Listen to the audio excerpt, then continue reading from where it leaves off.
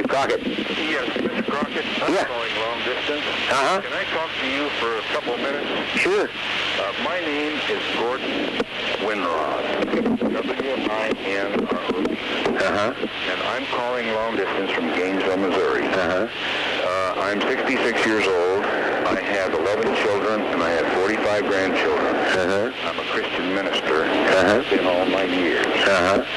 And you have an employee that is out to get me and has been for years. Uh-huh. His name is Reggie Koch. Uh-huh. And he hates me and he hates my family. He was at my church. I know this family better than any living people. Uh-huh. I know Reggie Koch. I know his father and his mother. Uh-huh. His brothers and sisters. I catechized his brother and his sister. Uh-huh. And his next sister married one of my sons, is married to him now, and they have quite a large family. And Reggie is out to get her sister and my son, their children, and out to get all my sons and my family. Expressly stated that he'd like to kill us all. He has, a year ago, this month, he assaulted me bodily at a child exchange visitation in a divorce case. He took videos and had an audio.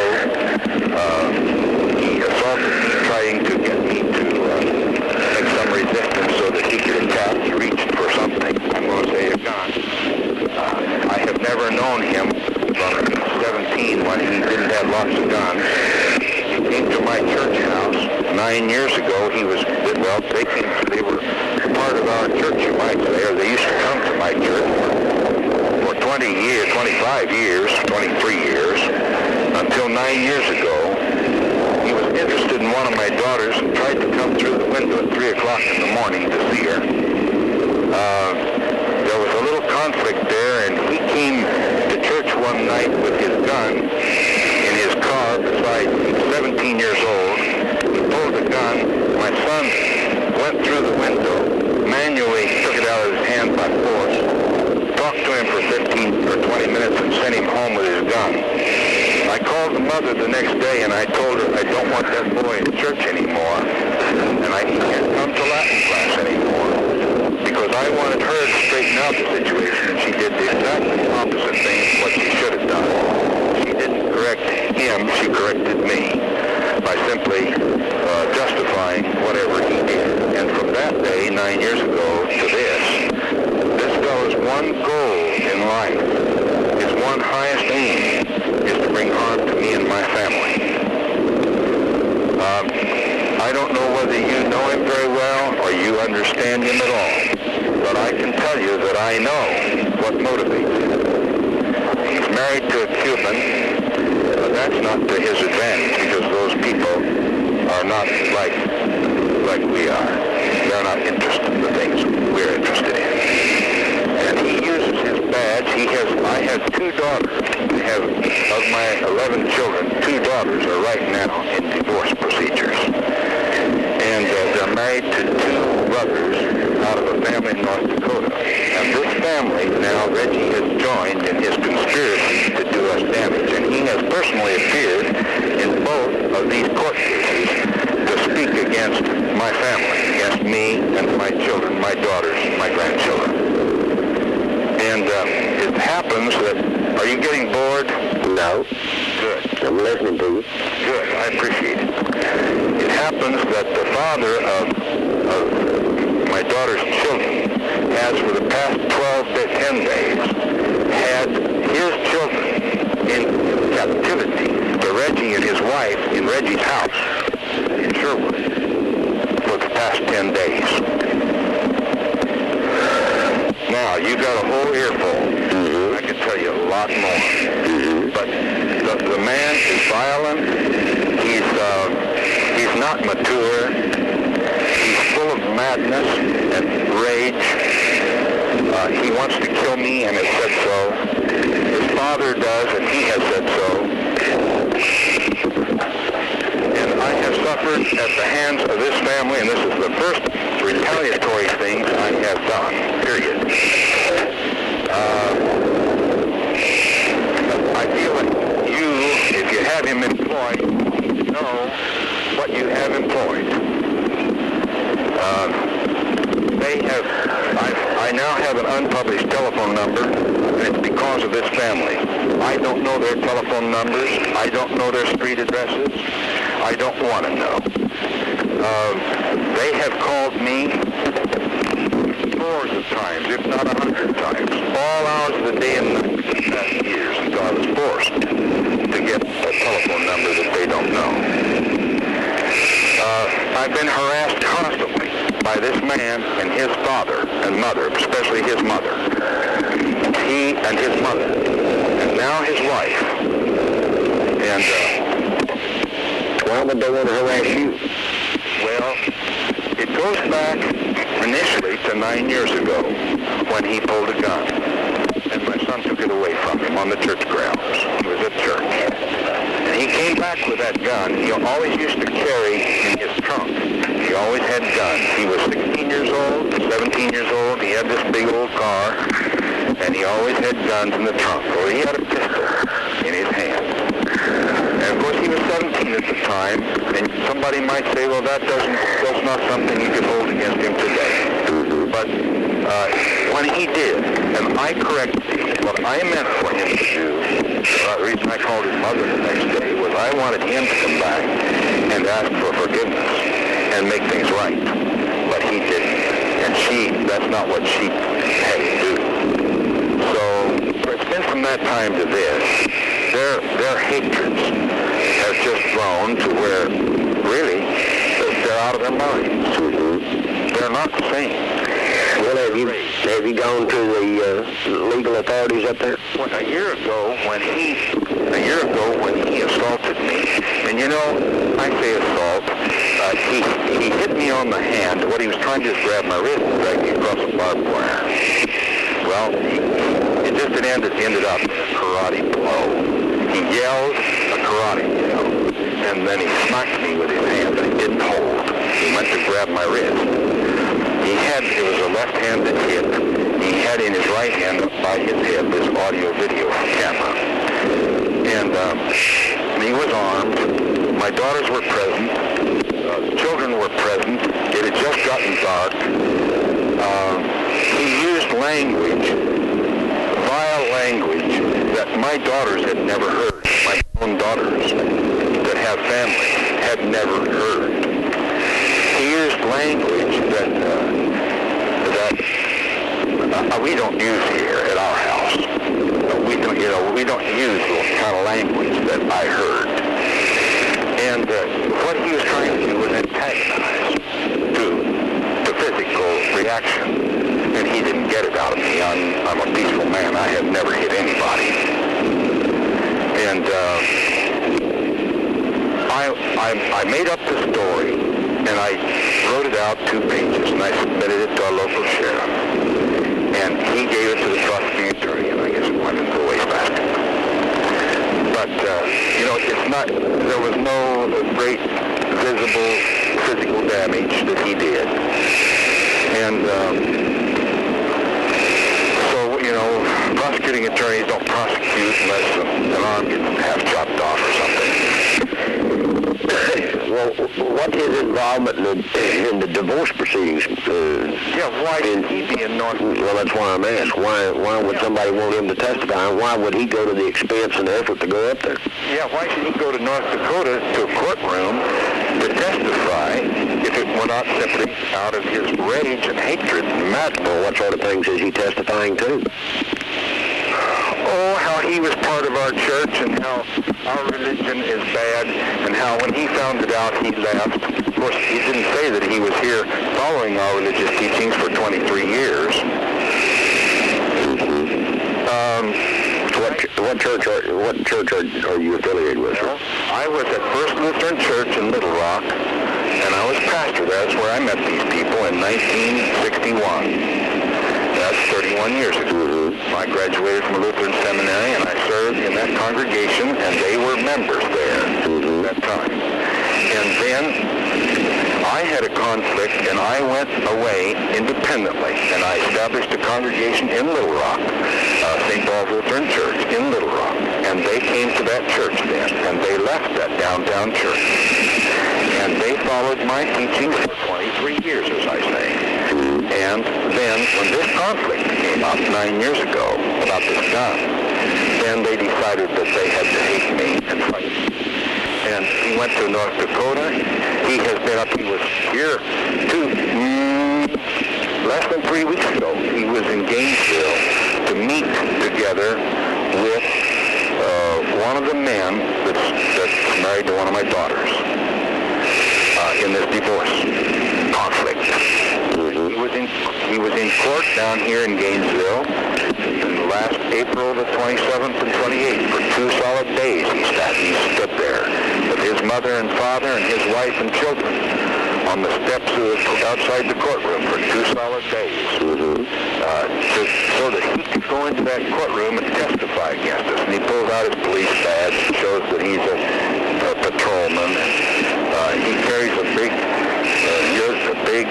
coat in which he has pockets full of this and that and the other, whatever it is he carries around, his camera equipment, his guns, and whatever he calls.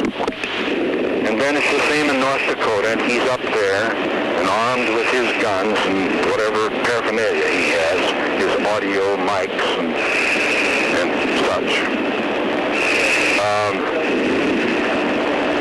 He's been in court in North Dakota and court down here, and I assume that he'll be back in court in North Dakota on January the 25th. And 26th, I can't imagine he'll be down there with you. He worked somehow with Forestry Service agents. I have two sons that live in Alaska. One of them is his brother-in-law, and he wanted to see them put in federal prison. So he worked up some kind of charges against them with the forestry people in Alaska, and they were taken to federal court. And they were in federal court this year. They were arrested in May, and they were charged with stealing federal timber, but they were completely acquitted. But they were in jail because of Reggie Koch. How do you know that was because of Reggie, sir? I'm sorry? I say, how do you get that connection? Well, because I know Reggie Koch and I know Tim Leppert, who is in North Dakota. And right now, this very night, was in Reggie's house all night. He's down there right now, Tim Leppert.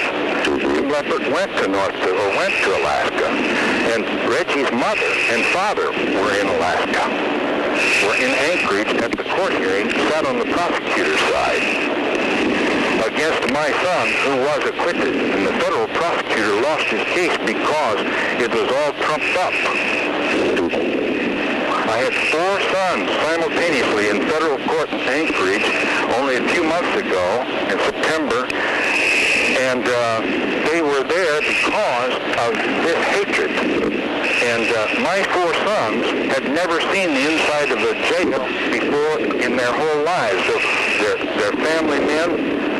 They have 7 and 8 children each, and 2 of them have, and one has 2 children. And these 4 sons, I'm saying, they had never seen the inside of a jail in their lives. One of them's 42, one's 37, one's 35, one's 28. They're all 4 private pilots.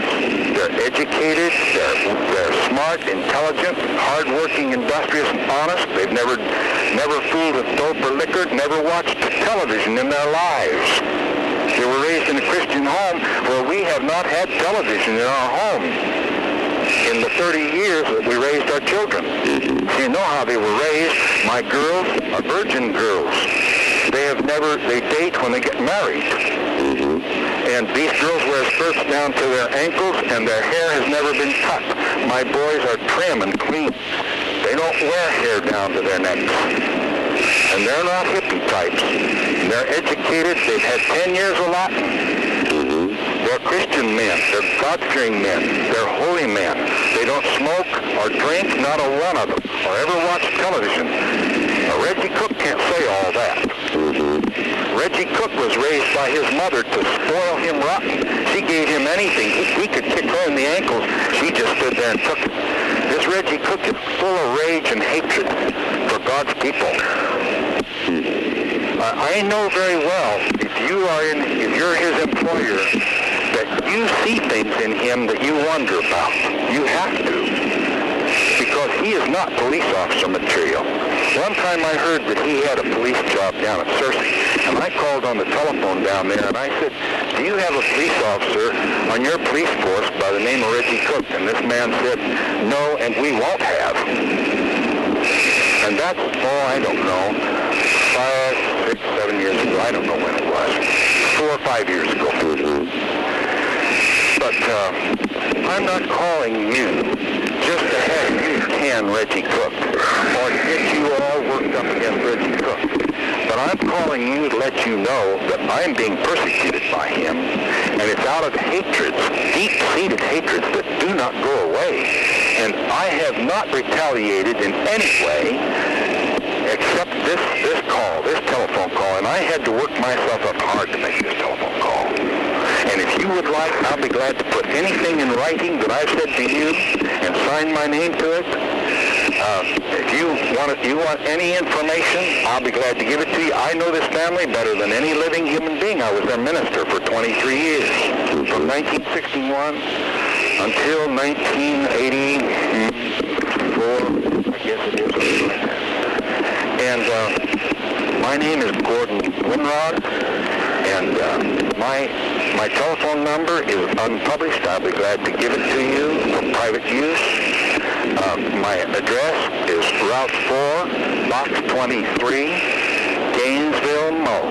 Gainesville, Mo, 65655. What more I can tell you, I don't know, but if you have any authority, I know this, that if you're wise to certain things that I can tell you, that is going to make you a better administrator in your position than without it.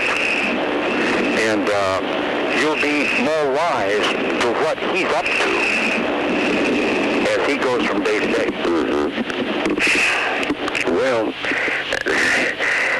Mr. Winrod, that's not what we see of Reggie here. Is that right? Yeah, and I knew that there were some legal problems that he had some connection with, up north of us, but not here. Matter of fact, I just gave him Officer of the Quarter recognition this morning because he's one of our outstanding patrolmen. His psychological interviews and examinations are all very good, and he shows very stable personality. He's got a reputation of being one of the most courteous professional officers I have out on the street.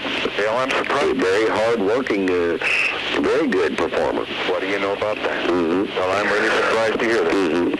So, it doesn't add up, does it? No, it doesn't. I did know, or I have heard, from my assistant chief that he was involved in something of some legal nature. Divorce cases. Yeah. So what he's after, he's out to try, they're custody cases is what they are. One daughter has 6 children and one has 5. And these 2 daughters of mine are married to brothers in North Dakota off the North Dakota farm. As a matter of fact, to top it off, I have another daughter married to another one of those brothers. But they live here. And those 2 brothers up there, they have not been responsible to their wives, and the woman runs the thing, and they're faithful to their mothers, but not to their wives. And so what we've got is a big custody dispute over these children. Well, what he wants to see, Reggie wants to see, those children taken away from their Christian mothers and given to these honorary fathers. And he's really in the thick of it as much as he can put himself into it. And as I say, this Tim Leopard with my 6 grandchildren are in Reggie's house and have been there since Monday night, the 21st of this month. Well, does this man have illegal custody of these children? He does indeed. Oh, yes, he does indeed. So what he's doing is perfectly legal as far as the law is concerned. Well, morally, far away, And the father doesn't care anything about these children. What he's doing, they are repressed and oppressed and imprisoned, and if you saw them and asked them, that's exactly what they would tell you. Because that's what they say on the telephone. They called here twice. They're allowed to call on Tuesday evening at 7 o'clock. They called on the evening of the 22nd, and they called on the evening of the 29th. That's just in the past 10 days. And they want to know, how can we get out of here? How can we get out? Well, their father won't take them out. He took them there so that they would be imprisoned there. And they are.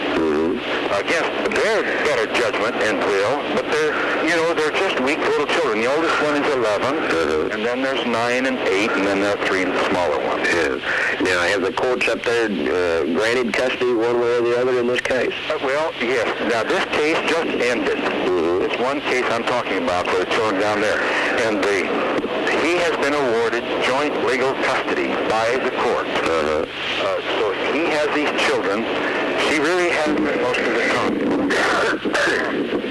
But now he has them. He's allowed to have them 1 week every month for the next 4 months, January, February, March, and April. And so I assume that Reggie will be back up here to pick them up. The father won't even come, perhaps, pretty soon, and Reggie will take them away to Sherwood. That's what we're anticipating. No, I'm talking about the children that are down here now. Does this father have legal custody by the court of these children? Oh, yeah. Oh, by all means, as I said. And he has legal custody. He has the right to have them at Reggie's house right now. All very legal. I don't say it's right. I just say it's legal. Right. Of course, as long as it's legal, there's nothing anybody can do about it. Right.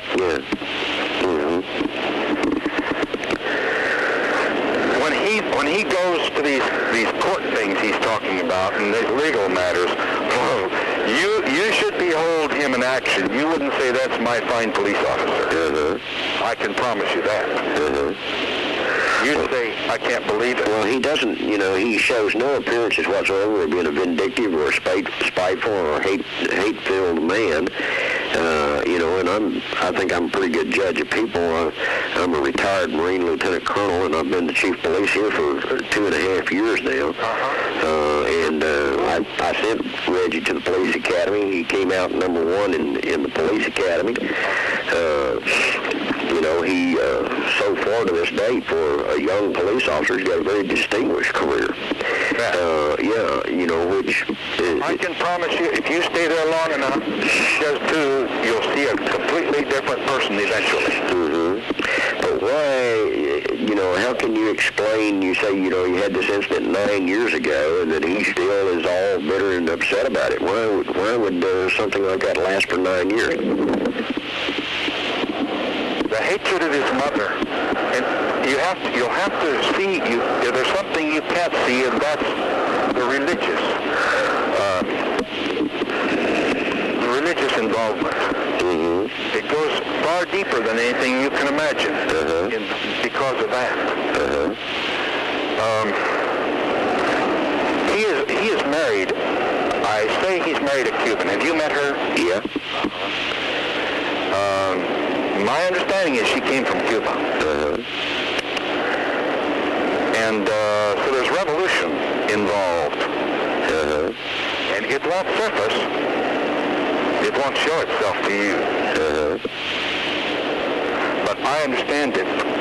And well, are you talking about revolution in terms of rebelling against what he was taught in the church as a youth? I'm talking about world revolution. Yeah, okay. I'm talking about world revolution. I'll just plainly tell you, this revolution is a world Jewish revolution. The world Jewish conspiracy in Cuba is run by Jews, and Russia is run by Jews, and it's the Jew money power, and the Jews have control of the media by the power of money, so they run the politics of the world. And the people of our country, they see us growing in a worse state every day, morally, financially, and they can't figure out why. Now, Reggie understands all this exceptionally well because he is dedicated to it. But on the surface he won't be. He's going to be your best officer then. else should he come? You've got a real dangerous man on your hands. If you, being forewarned is to be forearmed. If you think I don't know what I'm talking about, well, we could spend days and weeks and months together, and I could talk and show you. But he understands all the things I just said to you. Reggie learned when he was a little boy, growing up. Now, does Reggie's family still live in Gainesville? Are they up there or what? No, his family lives at Percy. His father and mother live, I think, in a pretty nice house out real close to the airport at Percy. He has worked for Kmart, I think Kmart mostly, as a clerk, and he worked stock shelves and Safeway for 35 years, and is retired. And is on, I suppose he's on Social Security and a retirement check from Safeway. And I'd rather think she still works for Kmart. And I put this call off a long time, Mr. Crockett. I just put it off and put it off. I thought to call you a year ago. When he was here, he came up here to Gainesville one day when these Leopards, that's their name, Tim Leopard, Leopard. When Joel Leopard was down here one day to see the children for a few hours, and we took them over there, and he showed up, and it got dark on us, so we had the vehicle lights on our face, and we came to get the children, but we were detained for, I'm going to say, almost a half hour by Reggie and Joel in a conspiracy. Reggie put a body mic on Joel, and then Reggie was going to stand back behind the pickup and take audio pictures for a while. But the body mic was not transmitting to his audio in his camera.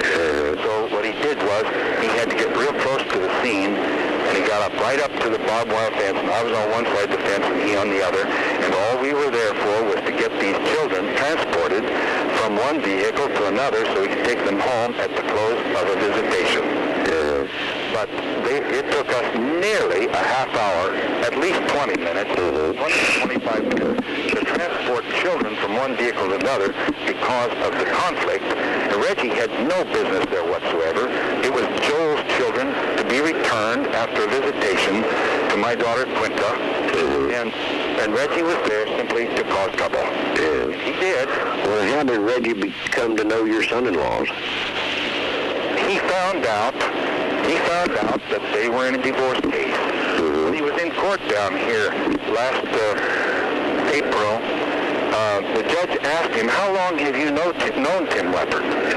And he gave him, I forget what answer, he said, well, how long have you been good friends? And Reggie said, well, that's a hard question. And the judge said, well, how long have you been close friends? And he said, well, about 6 months. Well, the reason that he's close friends to Reggie is because, so close, Reggie's so close to Tim in the last 6 months, is because he found a common foe. He found an opportunity to involve himself in a custody case where he could take part with those that have become our enemies because of this custody case. And it's because of this long-standing hatred that he has for the Winrod family.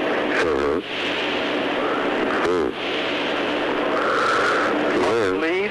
Yeah. Well, sir, you're getting it just as straight as it can come, so that you can tell from what you're hearing that you're getting it straight. It gives me something to think about. I know it does. You need to know about that. I don't care if you tell him that I called. That's up to you.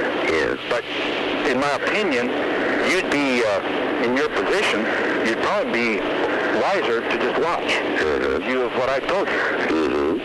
But that's up to you.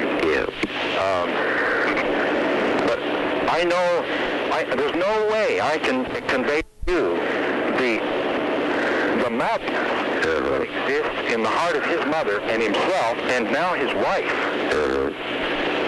for us. He lives. When he's on the job, Crockett, he's not thinking about what he's doing. He's thinking about his hatred for us. every day he lives, when he excels under you, it's for the purpose, the ultimate purpose of somehow using it to do us damage. He lives for that. He lives for nothing more than that. It's his whole life, and it's Mother's whole life. Hard to believe? Sure, like a terrible vendetta, if it's you know, as you stated. And of course, you know, as you're well aware, I'm sure there's another side to the story, because there always is. You know, but no, he's just an exemplary police officer for me. You know, I've not seen anything, any bad side against him. I never get complaints against him or anything else. And you know, you sure did get one now. This is a big one. It's an important one. Well, you know, these things you've told me, have you discussed these with the legal authorities up there? Well, the local sheriff understands. The local prosecuting attorney would be favorable to him because he's of the same bend. That doesn't say anything good for the local prosecuting attorney. Yeah. You know, he doesn't have to be angelic. The sheriff and the local prosecuting attorney are at terrible odds. It's common here, commonly known in this community. Newspaper, just every 2 or 3, well, every other week. They're just at odds. Yeah. So the local sheriff knows about this because he's just seen. He knows Reggie Koch well.